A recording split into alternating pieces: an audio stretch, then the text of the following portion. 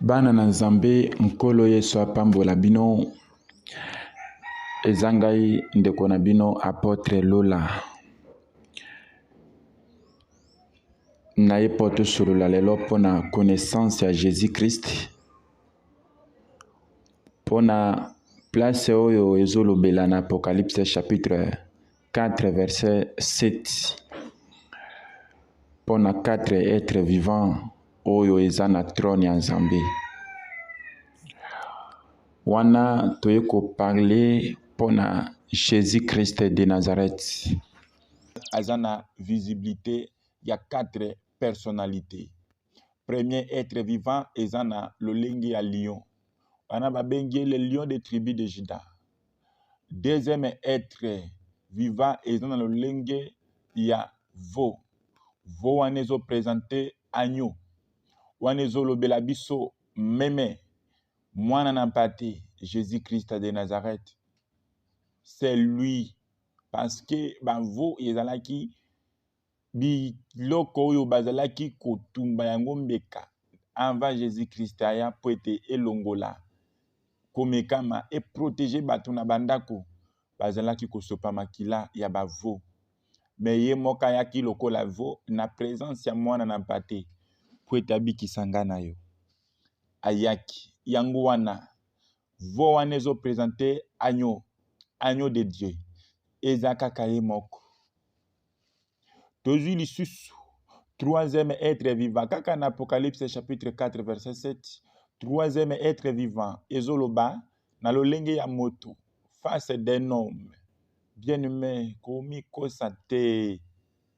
Le fils de l'homme est un homme, Jésus-Christ de Nazareth. Babengi le fils de l'homme, mais le fils de l'homme est un homme. Yango kaka yende oyo basakoli balobaki moto nyonso akondima ye akoyoka soni te na miso ya banguna na ye kaka Jésus-Christ de Nazareth nde wana kaka incarnation na ye. Lisusu pe ezotalisa biso quatrième être vivant ekokani na aigle oyo eza kovole oyo eza kopumbwa. Aigle qui vole. Aigle eza kopumbwa. Soko otali aigle soka azopumbwa ndeke mosusu nani akosakana. Aigle soka azopumbwa likolo azalaka lokola roi abangaka te. Ndeke nyonso abangaka ye. Wana eza kaka ye mokonzi. Wana eza masese balobela yango na masese na lisese mais ezali koloba kaka ye nde moto afandi na milieu ya trône. Kobenga ye mwana na Nzambe te, benga ye Nzambe. Kobenga ye le fils de l'homme te, benga ye le Dieu. Kobenga ye mwana na Nzambe te, le fils de Dieu te, mais benga ye le Dieu créateur. Alléluia. Alléluia. Bien-aimé dans le Seigneur. Ozana Yesu pona nini obangaka. Ozana Jésus-Christ de Nazareth pona nini obangaka. Oh Seigneur. Bien-aimé, kobangaka banguna te. Kobangaka na yo banguna te. Parce que Nzambe aza mokonzi. Nzambe aza mosantu. Ye aza Jésus-Christ de Nazareth. Moko oyo atelema po etakataka makambo na yo. Afandaka na kiti na bokonzi na ye po etakataka makambo na yo. Kobangaka mokili te. Kobangaka bandoki te. Kobangaka banguna na yo te. Moto aza na famille na bino asimbi bakisi na ye po asakrifie bato. Yo ndimeli Yesu oza capable ya koyebisa ye stop. Tika koboma bato. Pe atiki koboma bato. Parce que ozana agneau. Ozana agneau. Oya sopaki makila na ye po ete yobika. Aza capable ya kulongola yo na maboko ya banguna. aza capable ya kopesa yo kimia oyo mokili eyebi kopesa te. Ye nde mobateli, ye nde mokonzi na bakonzi, ebanda boni oboya Yesu Kristu. Obanda ekobanda boni. Bible ezotalisa biso oyo afandi na kiti na bokonzi na Apocalypse chapitre 5 verset 6. Elobi na kiti na bokonzi, au milieu du trône et au milieu des 4 êtres vivants, il y a un agneau qui est assis comme immolé. Agneau kaka moko nde oyo afandaka na milieu ya trône. Na milieu ya trône. Bien-aimé, ce sont la Bible. Ce sont la Bible. Yoka sikoyo. Kaka na Apocalypse 5 wana okiti na verset 12. Wana ba être vivant nyonso. Na ba vieillard nyonso, na ba ange nyonso. Ba fukami. Balobi yo agneau oyo sopaki makila. L'agneau immolé. L'agneau qui a été immolé est digne de recevoir la puissance. Aza digne à cause de la puissance. Tamotolobelaka. La puissance de Jésus-Christ de Nazareth. Tolobelaka yango ki aza digne à cause yango. Eza kaka na maboko na ye. Kaka na verset 12 wana ezoloba. Est digne de recevoir aussi la richesse, la sagesse, la force, l'honneur, la gloire et la louange. Nani aza digne. Qui est Dieu le Père? C'est Jésus-Christ de Nazareth. Ye azali tata nzambi. Mokeli ali kolonase. Yango omoni tango ayaki na mokili. Abengamaki, babengaki Emmanuel. Basakoli batangaki kombo Emmanuel. Pe avaya na mokili. Yoka ezai motamona ki vision na ye. Alobi. Ye nda bengami Emmanuel.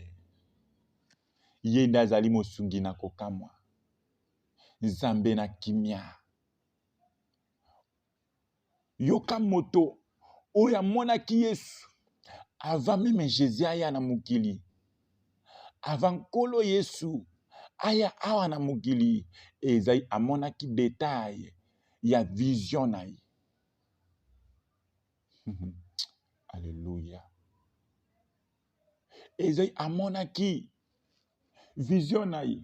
Yang omoni na Esaïe chapitre 9 verset 6. Azoloba, Esaïe azoloba. Alobi, un enfant nous est né. Un fils nous est donné. Et la domination reposera sur son épaule. Nalipekanaye. Peuple de Dieu. Tamozana Jésus-Christ. Yondo zo domine banganga.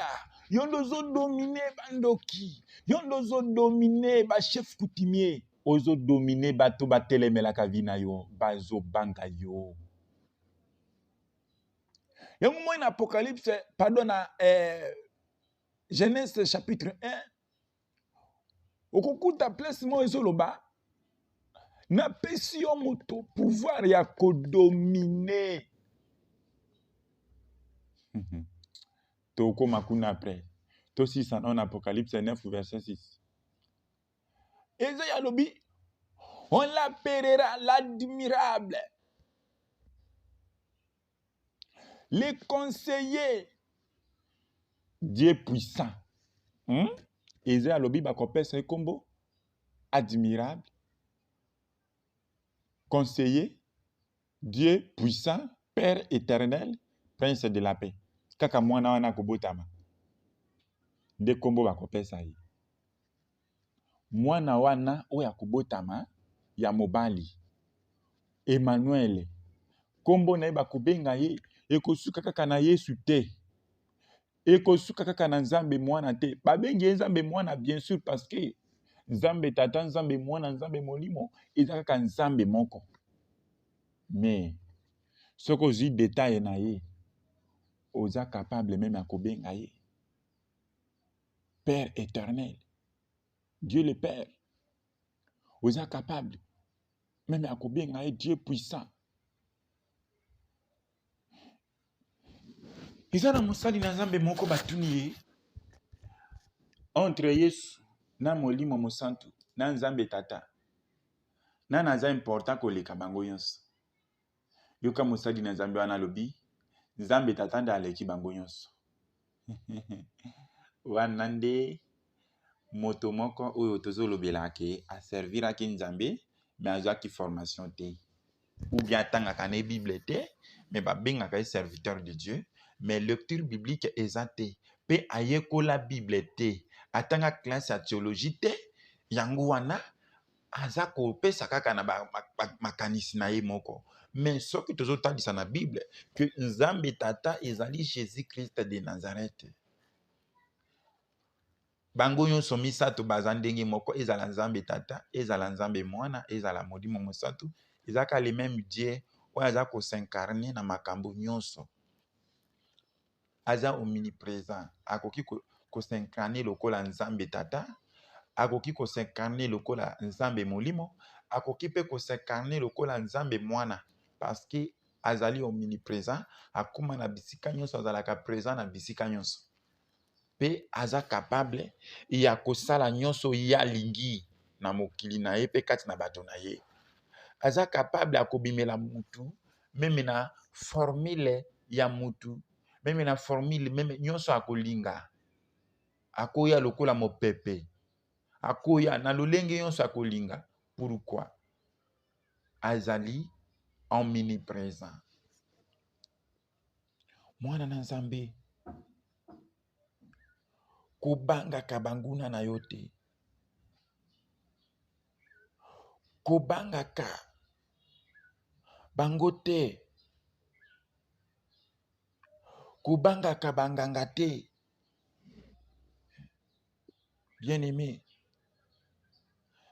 Nzambe alobi wana Genèse chapitre 1 verset 26.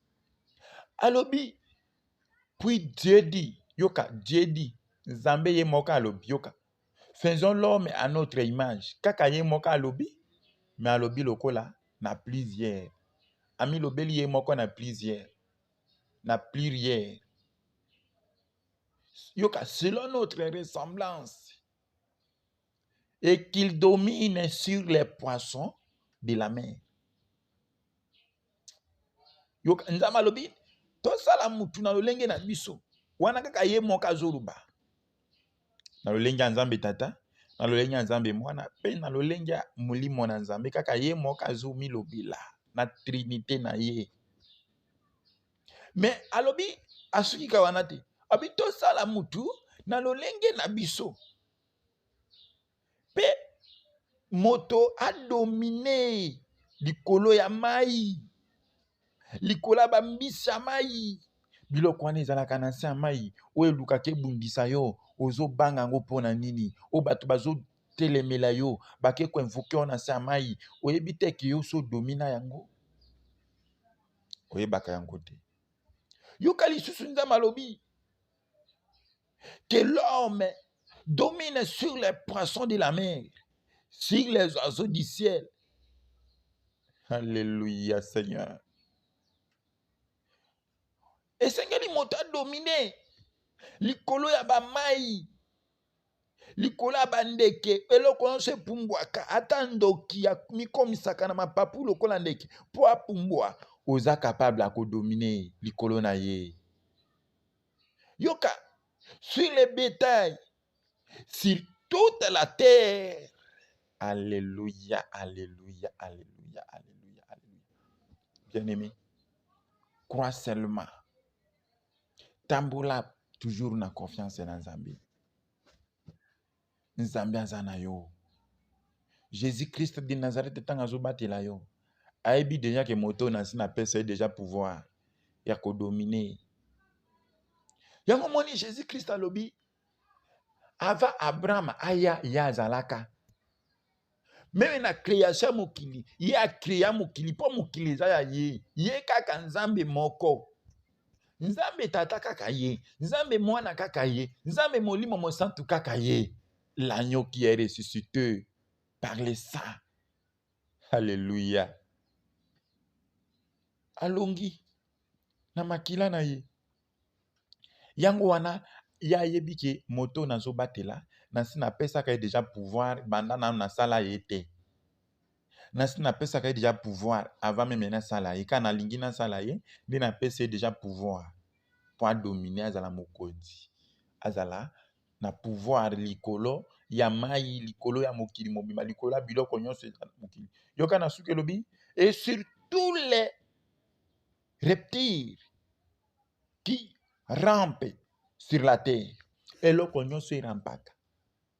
Lokola demo, lokola nyoka, lokola ngando, eloko nyonso eza na milimo mabe, o eza ya molimo mabe, o erampaka likola mokili. Nzamba alobi kobanga yete banda lelo. Kobanga yete. Kobanga yete. Parce que Nzambe, avant même asala yo, Nzamba sa pesa ka déjà pouvoir wana. Pe atiki yo pambate alobi bon, esengeli nasala po andimake na pesa déjà pouvoir wana, drana kende. Lokola Emmanuel. Na kende lokola Emmanuel, Nzambe longo na bato. Na kende kulata ye. Ozolanda, tango Yesu apesi yo pouvoir ya kodomine, aye pe lisusu na forme ya Jésus-Christ de Nazareth, aye kulata yo. Po apesi yo lisusu capacité, oyo ke okoki kotia tembete. Aye, alati yo.